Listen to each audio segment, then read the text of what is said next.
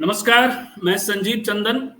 स्त्रीकाल में एक बार फिर स्वागत है। स्त्रीकाल का प्रोग्राम जरा हटके, और इस बार सच में जरा हटके मामला है। हमारे साथ हैं प्रोफेसर कालीचरण स्नेही। पीछे बैकग्राउंड में आपको दिख रहा होगा भारतीय दलित साहित्य शोध संस्थान लखनऊ, इसके चेयरपर्सन हैं, फाउंडर और सामाजिक राजनीतिक विषयों के बेहद खास जानकार, प्रतिबद्ध भी, प्रतिबद्धता निश्चित तौर पे अम्बेडकरवाद से। स्नेही सर, आपका बहुत बहुत स्वागत है। और आज एक पॉलिटिकल लीला पर बात कर रहे हैं। लीला इसलिए लीला कि बात कर रहे हैं उपेंद्र कुशवाहा जी की। एनडीए के समर्थक हैं, पहले फ्लिप फ्लॉप हुआ, फिर अंत में आजकल एनडीए में है। वक्फ बिल पे बोलते हुए वो वीडियो हम लोग अभी देखेंगे। उन्होंने वक्फ बिल का समर्थन किया। वक्फ बिल में हुआ क्या है? बहुत सारी बातों के अलावा यह भी हुआ है कि गैर मुस्लिम मेंबर भी वक्फ बिल में शामिल होंगे, यह भी हुआ है। तो उसका समर्थन किया उन्होंने कहा कुछ अच्छा काम होता हो। वो देखिएगा वो वीडियो पूरा, हम क्या व्याख्या करें आपके लिए। लेकिन साथ साथ उन्होंने यह भी कह दिया कि बोध गया में जो बौद्ध मंदिर है उसमें हिंदू क्या कर रहे हैं, ऊपर से उनकी मेजॉरिटी बना दी गई है उसकी समिति में, उसे हटाइए। तो ये कोई नेता ही कर सकता है। समर्थन भी कर रहे हैं वक्फ बिल का, चूंकि अब राज्यसभा मेंबर हैं, आप जा नहीं सकते, कोई पोजीशन नहीं ले सकते। और इतनी बड़ी बात एनडीए का एक सांसद कायदे से कह देता है और अमित शाह जी का चेहरा फक एकदम से उड़ा हुआ। सॉरी, मैंने शायद शब्द के उच्चारण में हमारा तो फक कहेंगे उसको, ये क्या बोलेंगे, चलिए, मैंने उनका उड़ गया चेहरा। और आपका ये जो जगदीप धनखड़ साहब हैं, वो ऐसे मसलों पे बड़ा रिस्पॉन्डिंग होते हैं।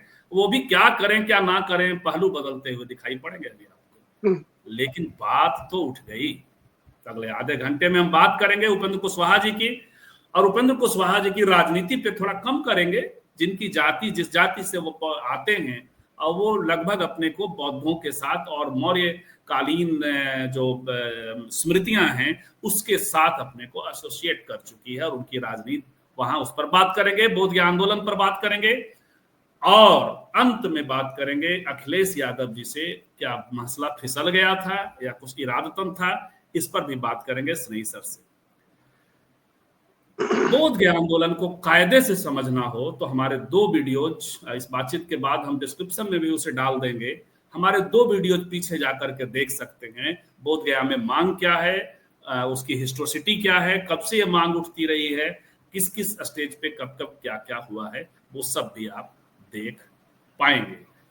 तो खैर, आज बात करते हैं उपेंद्र जी की। उपेंद्र जी का वीडियो पहले देखते हैं। स्नेही सर, आप भी देखें जी। और देखिए, नेता ने बहुत अच्छा सुझाव दिया। करे तो पीठ भी थपथपाने का काम कीजिए। अभी एक माननीय विपक्ष के नेता ने बहुत अच्छा सुझाव दिया, मैं भी उस सुझाव का समर्थन करता हूं। बोध गया टेम्पल जो एक्ट है, उस एक्ट के तहत जो व्यवस्था है, उस व्यवस्था में बदलाव करने की उन्होंने बात कही। लेकिन साथ ही साथ मैं उनसे जानना भी चाहता हूं, अब इस बिल में गैर मुसलमान कुछ सदस्यों के लाने की बात हो रही है, तब उस पर इनका गंभीर ऐतराज है। और जो गया बोध गया टेम्पल एक्ट है, वह टेम्पल एक्ट कब आया था? 1953 में। आजादी के बाद 1953 से वह एक्ट प्रभावी है। उस वक्त जो एक्ट आया, किसने बनाया था? किसने बनाया? तो उस एक्ट में प्रोविजन है कि चेयरमैन को छोड़कर 8 सदस्य होंगे, उसमें 4 सदस्य हिंदू होंगे और 4 सदस्य बुद्धिस्ट होंगे। और जो चेयरमैन भी होंगे, कलेक्टर वहां के डीएम उसके चेयरमैन होंगे, वह भी तब जब कलेक्टर साहब खुद हिंदू होंगे, तब उसके चेयरमैन होंगे। उस वक्त आपको नहीं लगा था उस वक्त नहीं लगा था कि बौद्धिस्टों का यह मंदिर है तो उसमें बौद्धिस्ट लोग ही होने चाहिए, यह तब आपको नहीं लगा था।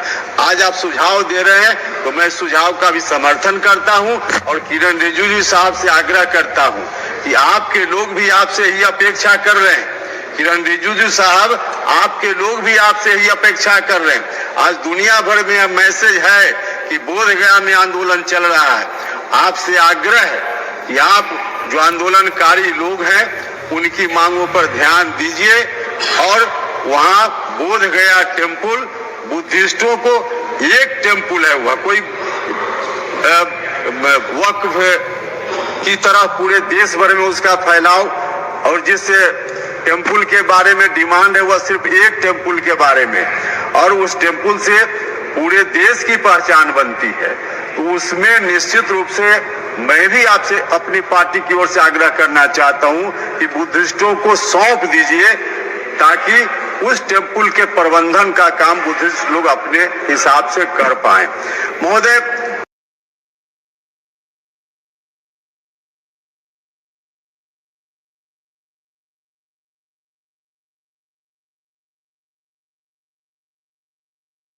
अब इस वीडियो के कॉन्ट्राडिक्शन को कैसे समझा जाए? एक तरफ बोधगया वक्फ बिल का समर्थन जिसमें बाहरी लोग आने वाले हैं, दूसरी तरफ बोधगया में ये लेकर आना कि वहां से हिंदुओं को हटाया जाए, और वो भी सब कुछ उन्होंने बहुत खूबसूरती से कह दिया। पहलू बदलते रहे अमित शाह, पहलू बदलते रहे जगदीप धनखड़, मुद्दा उठा था विपक्ष की ओर से लेकिन एनडीए के सांसद ने उसको प्रेस कर दिया और किरण रिजिजू को उनका धर्म भी याद करा दिया। उनको कहा कि आपके लोग भी यही चाहते हैं। ये है पॉलिटिक्स सर, इस पर बात करते हैं, कैसे देखते हैं क्या हुआ उस दिन संसद में। कुछ ये मजेदार सा आपको भी लग रहा है एक बात। दूसरी बात की थोड़ा बोधगया मूवमेंट के बारे में आप बताइएगा कि एड्रेस क्यों नहीं करना चाहती है सरकार इस मुद्दे को, खासकर नरेंद्र मोदी सरकार। आपके चैनल के जी, आपके चैनल के माध्यम से सभी को नमो बुद्धाय, जय भारत, जय हिंद। देखिए, आपने बहुत ज्वलंत मुद्दे को आज टेकअप किया है। जरा हटके आपका जो नया कार्यक्रम है इसके लिए जाना भी जाता है। और सचमुच में माननीय उपेंद्र कुशवाहा जी ने मुद्दे को बड़े सलीके से और बड़े राजनीतिक तौर तरीके से उठाया है। मैं भी उस क्लिप को देख रहा था जब वो बोल रहे थे। ये आपने जैसा कि अभी अपनी टिप्पणी में कहा कि वो स्वयं अपने को मौर्य डायनेस्टी से संबद्ध करते हैं और स्वयं बुद्धिस्ट हैं, स्वाभाविक है, और बिहार से आते हैं तो उन्हें ये मुद्दा उठाना चाहिए था जो उन्होंने एक तरह से जो धर्म है उनका राजधर्म, उसका भी निर्वाह किया अपने सत्ता धर्म के अगेंस्ट जा करके। लेकिन देखिए, सबसे बड़ी बात यह है कि महाबोधि जो महाबिहार मुक्ति आंदोलन है ये समय समय पर चलता रहा, जैसा कि आपने भी बताया और आपने भी अपने स्त्री काल में इस मुद्दे को समय समय पर उठाया है। सवाल ये है कि हमारी तथागत बुद्ध से पहचान बनी हुई है। महाबोधि बिहार मंदिर जो है, महाबोधि बिहार जो है वो संबोधि प्राप्ति का स्थल भी है, तथागत का अंतर्राष्ट्रीय पहचान का केंद्र है और यूनेस्को के द्वारा भी वो मान्यता प्राप्त है। लेकिन जैसा कि उपेंद्र जी को आपने सुना, मैंने भी सुना, सारे देश ने सुना, उन्होंने उस समय के तत्कालीन प्रधानमंत्री नेहरू जी और उनके मंत्रिमंडल को या उनके सदस्यों को भी एक तरह से कटघरे में खड़ा करने की कोशिश की कि भाई उस समय आपको याद नहीं आया। मुझे लगता है कि माननीय खड़गे जी को वो याद दिला रहे थे कि आज आप इसके विरोध में हैं, आप समर्थन में खड़े हुए हैं, ये सब आपका ही किया धरा है। ये सही है कि कांग्रेस की तमाम इस तरह की नीतियां हैं जिनके दूरगामी प्रभाव इस देश पर पड़ते रहे हैं और समाज पर पड़ते रहे हैं, राजनीति पर पड़ते रहे हैं। उसमें से ये भी एक है कि 53 में आप जब एक्ट लाए हैं देश की आज़ादी के बाद, उस समय एक्ट लाया गया। और सबसे बड़ी बात तो ये भी है कि उस समय हमारे परम पूज्य बाबा साहब भी मौजूद थे।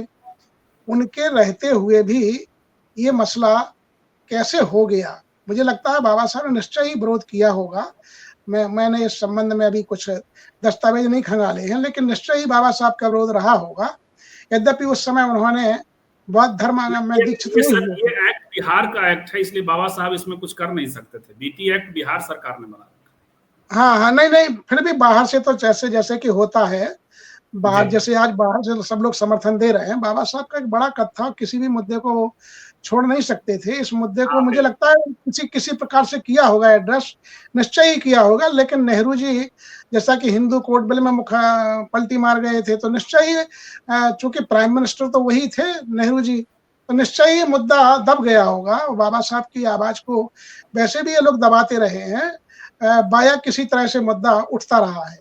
लेकिन सवाल यह है कि इस मुद्दे को अब सरकार हल क्यों नहीं करना चाहती। और ये मुद्दा ऐसे समय उठा है जब बिहार का चुनाव भी है और राजनीति में और भारत में खासकर से हिंदुत्व का नशा चढ़ करके बोल रहा है, सिर चढ़ करके बोल रहा है। ऐसे में अब देखा आपने, मैं अभी बिनाचार्य जी का, पूज्य भंते बिनाचार्य जी का एक वीडियो देख रहा था। उन्होंने साफ तौर पे कहा है कि 14 अप्रैल से हम गुड़गांव से एक रथ यात्रा निकाल रहे हैं। ऐसी ही रथ यात्राओं का छत्तीसगढ़ से, महाराष्ट्र से इस तरह से आयोजन होने वाले हैं 14 अप्रैल से, बाबा साहब की जन्म जयंती से। और सब लोग कूच करेंगे बिहार के लिए, महाबोधि मुक्ति आंदोलन के लिए करेंगे। और वो 12 मई को जब तथागत का जो है बुद्ध जयंती पड़ती है, जो अंतर्राष्ट्रीय यूनेस्को जो अपना अंतर्राष्ट्रीय जो संयुक्त राष्ट्र संघ है उसको बैसाख डे के रूप में मनाता है, वह इस बार वियतनाम में बैसाख डे मनाया जा रहा है। तो 12 मई को बुद्ध जयंती पर सारे लोग वहां पहुंचेंगे और उनका दावा है कि लगभग 12 लाख लोग वहां होंगे। तमाम देशों जितने बुद्धिस्ट कंट्री हैं वहां से भी, और जहां जैसे अमेरिका, यूरोप में भी तमाम जो बुद्धिस्ट सोसाइटी हैं, बुद्धिस्ट संगठन हैं, वो भी अपना विरोध दर्ज कर रहे हैं। म्यांमार में भूकंप आया हुआ है, वहां की जनता के प्रति हमारी संवेदना है, बुद्ध की उन पर करुणा हो। वहां से भी तमाम जो है बौद्ध भिक्षु भारत की ओर कूच कर गए हैं। मुद्दा बहुत बड़ा है, लेकिन अब देखिए सरकार के लिए एक और तो अभी माननीय प्रधानमंत्री जी थाईलैंड में थे, फिर अभी श्रीलंका गए हुए हैं। श्रीलंका में जाकर के वो वहाँ तमाम हस्ताक्षर हो रहे हैं, सब कुछ हो रहे हैं। लेकिन मुझे लगता है कि वहाँ की सरकार को भी चाहिए था, क्योंकि श्रीलंका वालों का बहुत बड़ा योगदान है इस महाविहार को माने संरक्षित करने में और इसका जीर्णोद्धार करने में बहुत बड़ा योगदान है वहाँ के पूज्य भंते जी का। उस समय जब प्रधानमंत्री थे, एक अच्छा मौका था श्रीलंका सरकार को या वहाँ के जो बुद्धिस्ट सोसाइटी हैं उनको ये टेकअप करना चाहिए था। माननीय प्रधानमंत्री जी को ये करना चाहिए था, थाईलैंड में भी ये करना चाहिए था। जो मुझे लगता है हो सकता हुआ हो यहाँ के मीडिया ने ना दिखाया हो, लेकिन करना अवश्य चाहिए था, क्योंकि ऐसे मौके पर ये पहुंचे हैं और यहाँ के बौद्ध भिक्षु और वहाँ के जो बौद्ध संगठन है वो तीव्र विरोध कर रहे हैं। तो मुझे लगता है एक अच्छा मौका था और प्रधानमंत्री जी को ये करना चाहिए था। दूसरी बात ये भी है कि वहाँ की सरकारों को भी ये सोचना चाहिए कि जब यहाँ से कोई प्राइम मिनिस्टर जाता है या कोई सरकारी प्रतिनिधि जाता है तो उसके जो सांस्कृतिक कार्यक्रम हो उसमें, चूंकि आप बुद्धिस्ट कंट्री हैं, हम आपकी ओर भी देखते हैं, थाईलैंड, वियतनाम, म्यांमार, ये सब जगह हम देखते हैं कि भाई ये हमारे बुद्धिस्ट कंट्री हैं और यहाँ एक तरह से राष्ट्र धर्म घोषित है। तो वहाँ रामलीला ना दिखा करके उनको तथागत का चरित्र दिखाना चाहिए था। ये वहाँ की सरकार से भी हमारी शिकायत है कि वहाँ उनको रामलीला दिखाई जा रही है। भाई ये आपका जो धर्म है वो धर्म है। तो ये तरह से अंतर्राष्ट्रीय जो दबाव बन रहा है वो मुझे लगता है कूटनीतिक कारणों से उस तरह से नहीं बन पा रहा जो बनना चाहिए था। लेकिन मैं चाहूंगा कि भारत के प्रधानमंत्री जी को, गृह मंत्री जी को और स्वयं अल्पसंख्यक मंत्री किरण रिजिजू जी को इस मामले को टेकअप करना चाहिए। ये मामला बहुत आगे निकल चुका है, 12 फरवरी से आंदोलन चल रहा है, बहुत आगे निकल चुका है। और किरण रिजिजू बिल्कुल, और किरण रिजिजू चूंकि ये भी हैं, बौद्ध खुद भी हैं, बिल्कुल, तो मामले को, लेकिन इनका मामला फंस यहाँ रहा है ना सर कि बोध उनको अयोध्या तो चाहिए, लेकिन बोध गया के मामले में अब वहां चूंकि हिंदू बैठे हैं, अब इनका वोट बैंक है तो इनको, लेकिन इसमें निश्चित तौर पे उपेंद्र कुशवाहा जी की चतुराई, वो बहुत दाद की एक तरफ आप सत्ता पक्ष में होते हुए दूसरे लोग उठा रहे हो तो एक अलग बात है। एक विपक्ष के भी सांसद ने उठाया, विपक्ष ने कभी इसको इतना बड़ा मुद्दा लेकिन नहीं बनाया है। यदि सच में विपक्ष इसको बड़ा मुद्दा बना दे तो वो तुरंत सॉल्व हो जाएगा, तो वो तो नहीं हुआ है, लेकिन कम से कम चलिए इसको उठाया उन्होंने। बिहार सरकार में नीतीश जी को क्या समस्या दिखाई पड़ती है सर? नीतीश जी तो बाजप्ता मौर्य प्रतीकों से खुद को जोड़ते हैं, बौद्ध धर्म के लिए भी बहुत कुछ वो सब करते हैं, तो नीतीश जी से क्या समस्या, आप क्या देख रहे हैं? वही समस्या इनके लिए जो किरण रिजिजू जी के लिए समस्या है। किरण रिजिजू जी के लिए माननीय मंत्री के रूप में जो समस्या है कि वो मंत्री के रूप में उस तरह से मुखर नहीं हो सकते हैं, उनके दिल में तो निश्चय ही होगा। तो मुझे लगता है नीतीश जी के भी दिल में है, लेकिन अब चक्कर ये है कि वो सरकार से जिस तरह से अब चूंकि इनके तो उतने विधायक नहीं है, इनको तो उनकी रजा पर और इनकी प्रतिष्ठा को देखते हुए बनाया गया है, तो वो जान रहे हैं कि इस समय हमें गिफ्ट में किया हुआ है मुख्यमंत्री पद। भले ही वो ये कहते रहे कि हम बड़े पॉपुलर फिगर हैं, लेकिन इसके बावजूद भी वो हैं तो अल्पमत में ही। तो ये उनके लिए बड़ी समस्या है, उनके लिए भी बहुत बड़ा संकट है। अब उनके लिए संकट दोहरा हो रहा है। अब इस समय चतुराई और अपनी चतुराई के लिए नीतीश कुमार जी जाने जाते हैं। उनको ये करना चाहिए कि उनके राज्य का मसला है, वो अपनी विधानसभा से पारित करके वो भारत सरकार को ये भेजें, क्योंकि भारत सरकार भी जाकर के जब हम जो पुरातत्व विभाग के द्वारा किसी को स्मारक घोषित करते हैं, यूनेस्को इसको स्मारक घोषित करती है, तो अंतर्राष्ट्रीय स्तर पर जो स्मारक हमारे हैं उनकी देखरेख केंद्र सरकार का भी काम है। तो इसको हम केवल बिहार पर नहीं छोड़ सकते हैं। हाँ, ये सही है कि बिहार की सरकार अपनी विधानसभा में निर्णय लेकर के इसको पलट सकती है। और मैं देख रहा हूं कि मोदी सरकार तो हटी है, वो तमाम जब 370 हटा सकती है, वक्फ बोर्ड का ला सकती है, और रात में 2:30 बजे 3 बजे तक सदन चल सकता है, ऐसे मुद्दे ला सकते हैं, तो ये तो बहुत अच्छा मुद्दा है। दूसरी ओर वो कहते भी हैं, माननीय मोहन भागवत भी कहते नहीं थकते हैं कि भाई बुद्धिस्ट तो हमारे भाई हैं, हमारे ये लोग हैं, वो हमारा एक संप्रदाय या पंथ है, हमारा बौद्ध धर्म ये मानते हैं वो। तो इस समय क्या है, तमाम स्पीच उनकी आ रही हैं, वो कहते हैं मुसलमानों तक को वो अपने से इंटैक्ट करते हैं, कहते हैं भाई यहाँ का जो मुसलमान है वो तो इसी को पितृभूमि मानता है और मानना चाहिए उसे। तो ये मोहन भागवत जी की भी चुप्पी हमें खल रही है, और खल क्या रही, उन्हें यही करना चाहिए। मतलब यदि वो कुछ कहते तो शायद हम उसे नाटक समझते, लेकिन हाँ ये है कि मोहन भागवत राजनीतिक बयानबाजी करते रहे हैं, तो उन्हें इस समय अपने मतदाताओं को, क्योंकि इस समय हम देख रहे हैं कि उत्तर प्रदेश से लेकर के सब जगह गिराफ तो गिरा है, भाजपा का राज्य में भले ही किसी तरह से समर्थन जुटा करके सरकार ले आए हैं। बिल्कुल जी, हाँ सर, बात पूरी करें। तो ये मसला है। इस समय मुझे लगता है अच्छा मौका था इनके लिए, और एक अच्छा मौका आने वाला है, माना कि देर से ही सही।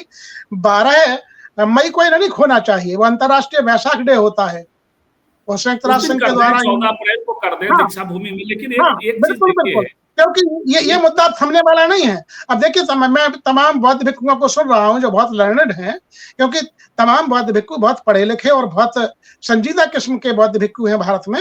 उनमें से कई लोग कह रहे हैं कि देखिए अब सीधा ब्राह्मणों और जाकर के बौद्धों में संघर्ष होने की नौबत आ गई है, और उन्होंने कहा कि आप इस महाविहार को हमें सौंप दीजिए, अभी हम केवल यही मांग रहे हैं, हम इसी की मुक्ति की कामना कर रहे हैं, अन्यथा यदि हमने एक एक करके मांगना चालू कर दिया तब चारों धाम खो बैठोगे, और बहुत बड़ा संघर्ष इस देश में होगा।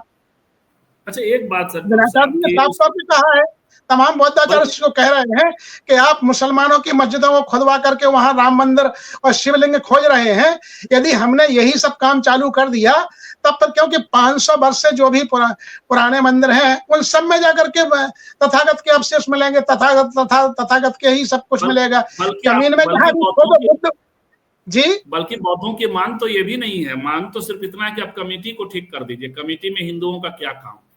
बेशक। अरे मुझे लगता है इनको थोड़ा और जाकर के मांग उठाना चाहिए। जब उठाई ही दी तो बौद्धों को पूरा बोध गया नहीं, गया पूरा चाहिए।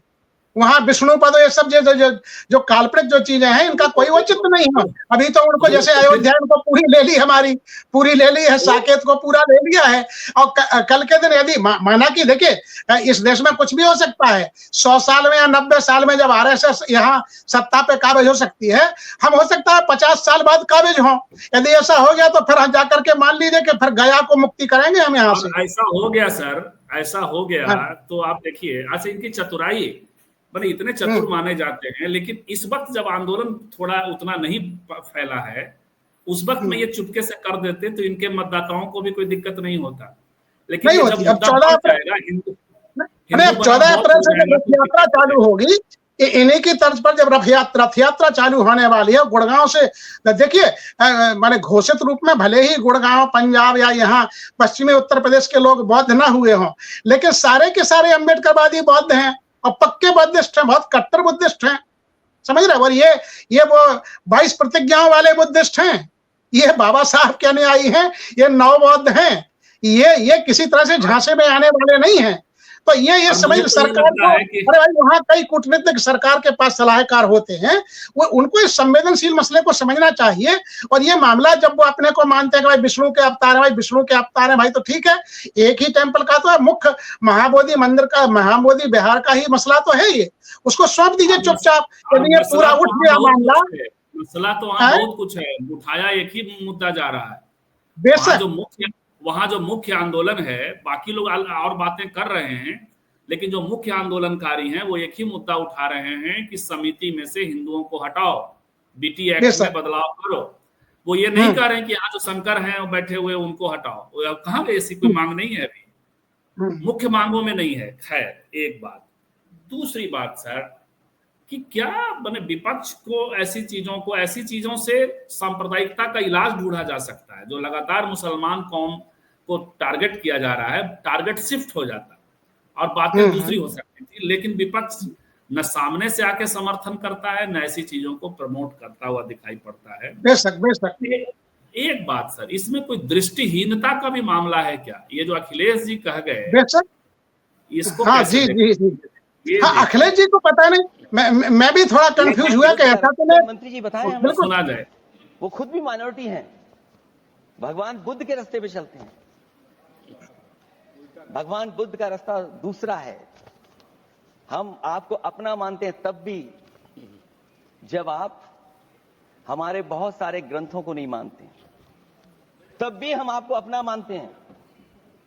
आप हमारे पुराणों को नहीं मानते हैं, आप हमारे उपनिषदों को नहीं मानते हैं, लेकिन सोचिए हम हिंदू वो लोग हैं जो आपको स्वीकार करते हैं और गले लगा करके चलते हैं।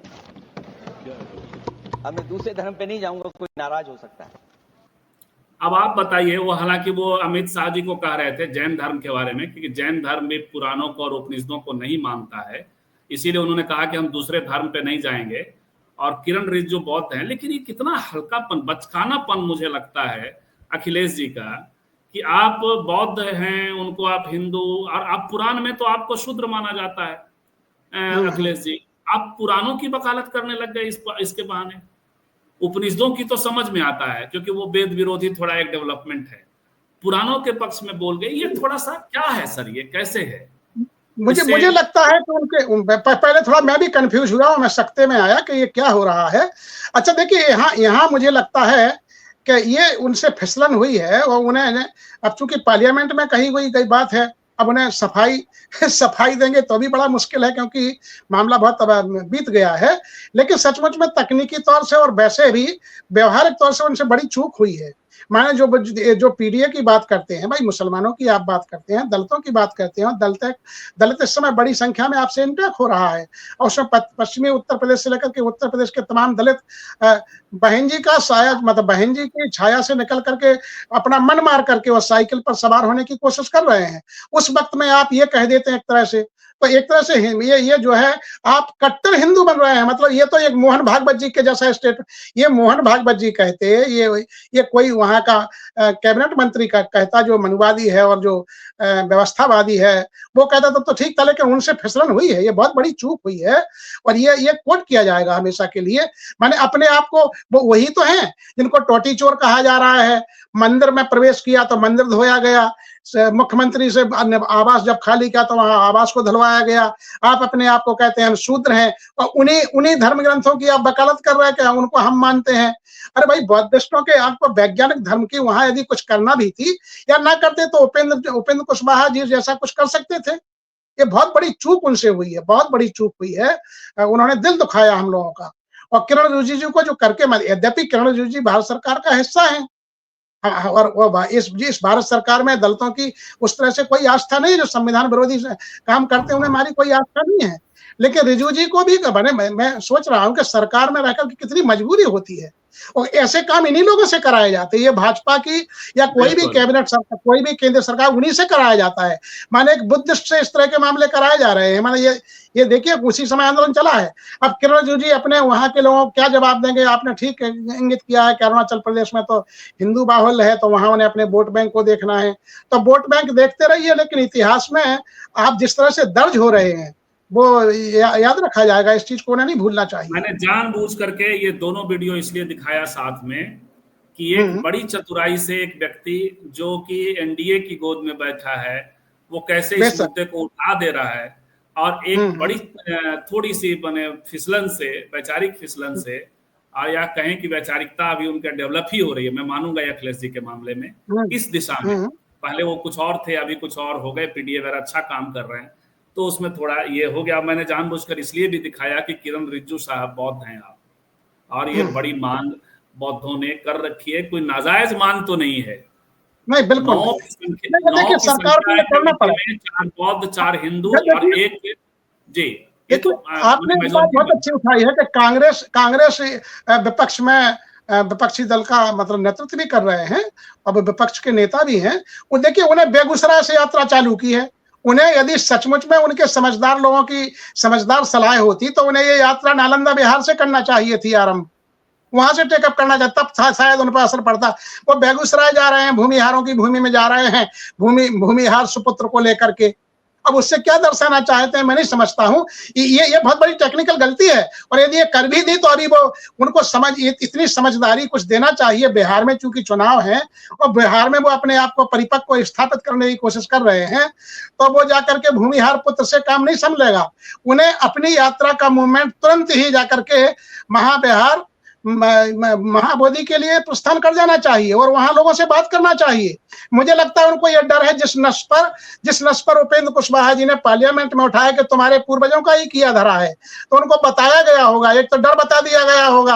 अरे भाई, इस तरह के तो डर कई हैं जिनको जाकर के झेल रहे हैं, उन्हें ये भी झेल लेना चाहिए कि भाई ठीक है, हमारे पूर्वजों से, हमारे पिताजी, हमारे दादा नाना से ये गलती हुई है और हम इसको स्वीकार करते हैं। और मोदी सुधार दें, हाँ सुधार नहीं, वो सुधार दें और ये कहें कि भाई ठीक है, 53 में जो निर्णय हुआ था पता नहीं किस परिवेश में हो गया, और हम इस निर्णय को आज की संगत हम नहीं पाते हैं कि ठीक है, क्योंकि जिस तरह से तंज कसा है 53 का एक्ट का जाकर के जवाब देकर के, उस समय तो नेहरू मंत्रिमंडल था, तो तब आपको ध्यान नहीं आया ये कैसे कर दिया। और यही कारण है कि बाबा साहब लगातार कहते थे कि ये जो पंडित है, पंडित नेहरू, तो ये पंडित नेहरू रहे वो असल में, तो वो कैसे क्या कर ले, ब्राह्मणों का हित शोधन तो वो करते ही। तो अब इन्हें ये सोचना, राहुल जी को ब्राह्मण खोल से बाहर निकलना पड़ेगा, तभी ये दलितों के साथ और बाबा साहब के साथ जुड़ सकते हैं।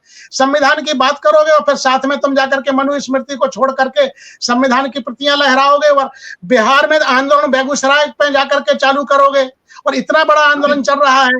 आपको वोटों की यदि जरा भी समझ होती, वोटों की जरा भी समझ है, तो उन्हें अपना मूवमेंट तुरंत जाकर के दल बल के साथ और वहां भिक्षुओं के बीच में बैठ करके वहां समर्थन जुटाना चाहिए। और मुक्ति आंदोलन के लिए चूंकि इंटरनेशनल मामला बन चुका है और इंटरनेशनल बात सुनी जाती है, तो इस पर उनको टेकअप करना चाहिए। जिस दिन सर राहुल जी ये कर देंगे, उनके मुंह से बाबा साहब निकलने लगेगा अम्बेडकर जी की जगह, उस दिन बहुत कुछ समझ जाएंगे। लेकिन खैर, नंदलाल यादव एक सवाल कर रहे हैं, इसको एड्रेस किया जाना चाहिए। वो कह रहे हैं कि दलित हिंदू धर्म में है कि बौद्ध धर्म में। अखिलेश किरण रिजिजू की आलोचना कर रहे थे कि बौद्ध धर्म की, क्या बौद्ध धर्म को मानने वाले को कुछ नहीं कहा जा सकता है? मैं अपनी बात पहले कह दूं, फिर स्नेही सर की टिप्पणी लूंगा कि हम लोगों ने बौद्ध धर्म की आलोचना तो उन्होंने की नहीं। अखिलेश जी पीडीए कर रहे हैं, देखिए पॉलिटिक्स रियल टाइम में होता है। अखिलेश जी बेहतर काम कर रहे हैं, पीडीए कर रहे हैं, कायदे से उन्होंने मोदी को चेक किया। अब वैसे में जब दलित उनसे जुड़ रहे हैं और तब आप बौद्ध धर्म को ये कहना कि हमारे पुराण को नहीं मानते, वही पुराण तो उनको शूद्र बनाता है, और जो जिसके कारण उनको टोटी चोर और कहने वाले लोग जो हैं और वो आनंद लेते हैं अखिलेश जी से। पुराणों को तो निगेट करिए ना। देखिए इस शब्दावली में बात नहीं करते अखिलेश जी, ये नंदलाल जी, यदि वो उनकी ट्रेनिंग थोड़ी सी और धीरे धीरे हो रही है। 12 से 17 में अखिलेश जी अलग थे, 2024 से 23-24 से अखिलेश जी एकदम बदल चुके हैं, लेकिन बदलने में टाइम लगता है, वैचारिकी का भी नहीं। बिल्कुल ठीक कहा आपने, बिल्कुल ठीक कहा आपने। अब देखिए कुंभ में भी जाकर के डुबकी लगाया है, और फिर जाकर के डुबकी ही नहीं लगाई, वहां शंकराचार्य के चरणों में जाकर के बैठ करके आशीर्वाद ले रहे हैं। तो गलतियां तो लगाते असल में मतलब उनके सर डुबकी लगाना तक तो ठीक था, लेकिन शंकराचार्य के चरणों में बैठना ठीक नहीं था, क्योंकि वो जातिवादी शंकराचार्य है। असल में जो नया बनता है, कोई नया दलितों का हितैषी बनने की कोशिश कर रहे हैं, बीएसपी के वोटरों को आकर्षित करने की कोशिश कर रहे हैं, तो तकनीकी रूप से तो वो वही है राम मनोहर लोहिया जी वाले जो जाकर के रामलीला और राम के चरित्र का चित्रकूट में जाकर के रामायण मेला लगाने का करते रहे। तो इनके यहाँ तो सब यही है। तो अभी ये नए नए बने हैं, कहाँ तक निकल पाएंगे? विष्णु मंदिर बनवा रहे हैं, समझ रहे? तो तमाम चीजें इनको निकलने में वक्त लगेगा। परशुराम मंदिर की पहले घोषणा कर दी थी। देखिए मुलायम सिंह जी का अपमान हुआ उसी कुंभ मेले में, और आप शंकराचार्य के पास जाकर बैठ गए। क्यों बैठ गए? वो जाति की गालियां देते हैं, वो कुर्मियों को गालियां देते हैं, वो तमाम लोगों को, वो माने सांप्रदायिक भी हैं, वो हिंदू धर्म को लेके जिस तरह की बात करते हैं, तो ये है। लेकिन खैर एक आखिरी टिप्पणी सर, देखिए उन्होंने हिंदुओं की उदारता को प्रदर्शित किया पार्लियामेंट में, कहा हम इतने उदार लोग हैं। माने वो एक तरह से मोहन भागवत बन गए उस समय वो मोहन आरएसएस संघ प्रमुख बन गए वो, और कह रहे हैं हम फिर भी आपको गले लगाते, बड़ा एहसान करते हो जैसे। कितनी बड़ी चूक हुई है इनसे। इनके जो सलाहकार हैं उनको इस पर फिर से विचार करना चाहिए। कितनी बड़ी चूक हुई है कि तो वो बौद्धों को जो करुणा से भरे हुए हैं, उस मार्ग पर चलने वाले हैं, अहिंसक मार्ग के हैं, उनके प्रति ये दया का भाव दिखा रहे हैं, फिर भी हम आपको गले लगाते हैं। इस पर रिएक्ट करना, इस पे जाकर के रिएक्ट करना चाहिए था। मुझे लगता है रिएक्ट जरूर करना चाहिए था।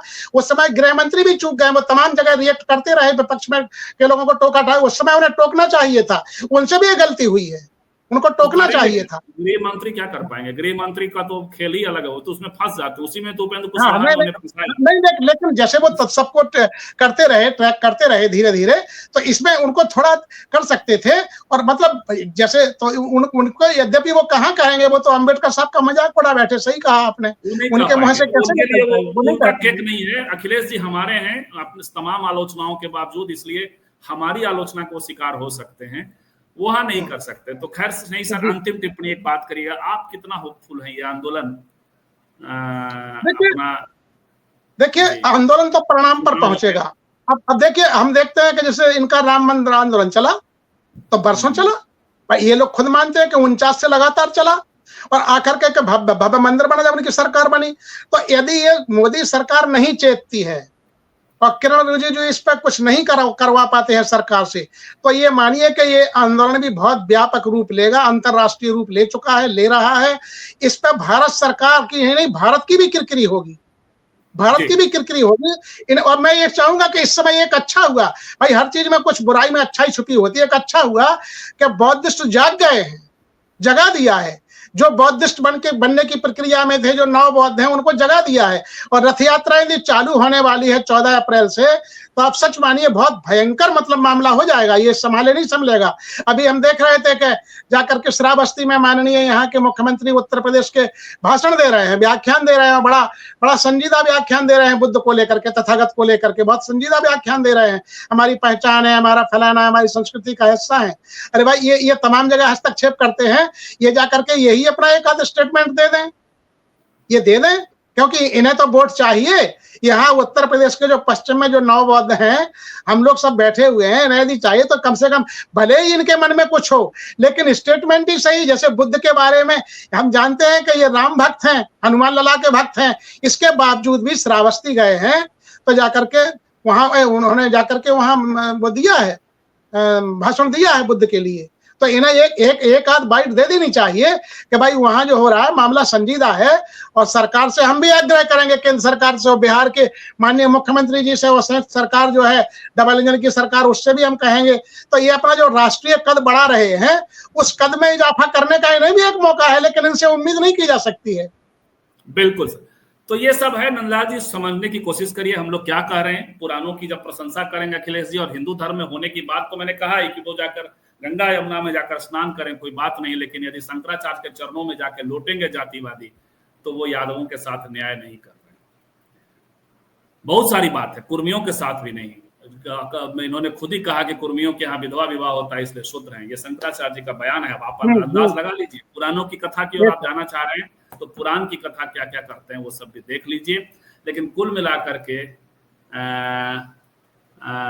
ये जो है, एक टिप्पणी और लेना चाहेंगे। राहुल वाला सफदर भाई अब बाद में बतियाइएगा, बहुत हो गया राहुल। ये तो हो गई बात। एक ड्राइंग मेमोयर का था कि अगली जनगणना में बौद्ध का कॉलम होगा, हो तो अच्छा है। धर्म का कॉलम तो है ना, धर्म में शायद बौद्ध का कॉलम। असल में उनको इन्होंने, असल में मैरिज एक्ट अलग से है नहीं, माने ये हिंदू मैरिज एक्ट में ही सबको मान लिया गया है, जैनियों को भी उसी में मान लिया गया है। ये बौद्धों की और जैनों की पुरानी मांग है कि हमारा मैरिज एक्ट अलग हो। ये तो अपने को उसी में एक तरह से पंथ स्वीकार करते हैं, धर्म मानते ही नहीं अलग से। इसकी मांग भी उठनी चाहिए। बिल्कुल। और सफदर भाई, यदि राहुल गांधी हमारा डायरेक्शन मानने लगे तो बहुत बड़ी बात है, बहुत अच्छी बात है। लेकिन खैर, जो बात हम लोग कहते रहे राहुल जी के मामले में, वो सब अब कांग्रेस धीरे धीरे आ भी रही है। आलोचनाएं बेहद जरूरी है, इंटरनल क्रिटिसिज्म बेहद जरूरी है, चाहे वो अखिलेश जी हो, चाहे राहुल जी हो, चाहे उपेंद्र कुशवाहा हो। बात उन्होंने कर दी सर, लेकिन वक्त बिल का समर्थन भी कर दिया। ठीक उल्टा बिल है वो, जो वो चाह रहे हैं ठीक उसका उल्टा बिल है। लेकिन यही राजनीति इसी को कहते हैं कि घुमा फिरा करके अपनी बात पे, उनको कहना था बोध गया, वक्त पर नहीं कहना था, उसमें तो आपको उनको समर्थन देना ही देना था, क्योंकि उनकी राज्यसभा सांसद ही चली जाएगी, वो समर्थन से किसी के आए हैं, वो ले लिया जाता। तो ये है कुछ बात आप कहना चाह रहे हो, अदरवाइज हम लोग सर समाप्त करें। यद्यपि खड़गे साहब ने भी इस मुद्दे को उठाया था कि भाई वहां पर महाबिहार में जो इतना बड़ा महाबोधि मुक्ति आंदोलन चल रहा है, उसको सरकार ध्यान देना चाहिए। खड़गे साहब ने उठाया था, लेकिन खड़गे साहब को जाना चाहिए और राहुल जी को उन्हें सलाह देनी चाहिए। यद्यपि उनकी सलाह मानने वाला कौन है, लेकिन फिर भी उन्हें सलाह देनी चाहिए। माननीय रामदास अठावले वहां हो आए हैं, यद्यपि उन्होंने जो आश्वासन दिया था वो सरकार से ऐसा कुछ करा नहीं पाए हैं। वो महाराष्ट्र के मतदाताओं पर क्या प्रभाव छोड़ेंगे मुझे नहीं लगता, लेकिन माननीय अठावले साहब को अभी भी बहुत अच्छा मानते हैं लोग। गए थे, उससे तो माननीय चंद्रशेखर आजाद ही ठीक है, उसने पार्लियामेंट में मुद्दे को उठाया है उन्होंने। तो इन लोगों ने कहा, लेकिन मजेदार यह है कि एनडीए के नेता ने कहा और एनडीए के नेता ने वक्फ बिल का समर्थन भी कर दिया, लेकिन उठाया, और जब उठाया तो पहलू बदलते रहे अमित शाह और जगदीप धनखड़ साहब, उपसभापति राज्यसभा के। राजनीति इसी को कहते हैं। बहुत बहुत धन्यवाद। कल फिर मिलते हैं 11:10 पर किसी और विषय के साथ। 9 बजे जरूर मिलिएगा हमारे रिवर्स टॉक के प्रोग्राम में, 9 बजे शाम को। स्नेही सर, आपका बहुत बहुत धन्यवाद, जो आउटसाइड पैनलिस्ट थे। आपका भी बहुत बहुत शुक्रिया, एक ज्वलंत मुद्दे पर मुझे अपनी बात रखने का अवसर दिया। जी धन्यवाद सर, नमस्कार। आप आते हैं, ये बहुत बड़ी बात है हमारे लिए, समय निकाल कर।